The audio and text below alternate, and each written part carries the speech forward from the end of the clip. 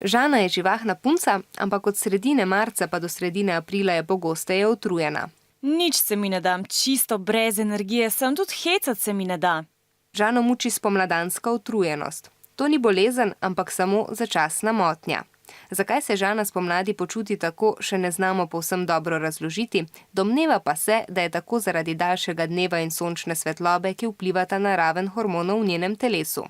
Pozimi, ko je dan kratek, noč pa dolga, je v Žaninem telesu namreč pomemben hormon za spanje, melatonin. Ko pa se dnevi spomladi podaljšajo in skozi Žanino oko prodre več sončnih žarkov, postaja pomemben hormon sreče serotonin. Melatonin pa izgublja moč. Bitko teh dveh hormonov Žanino telo čuti kot izčrpanost ali spomladansko utrujenost.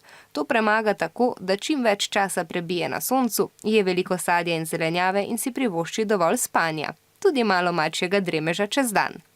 Ko se ravnovesje hormonov v telesu spet vzpostavi, pa se Žana počuti bolje in spomladanska utrujenost mine. Še dobro, da je maj. Torej, spomladi smo utrujeni, ker se dan daljša in noč krajša, kar vpliva na naše telo.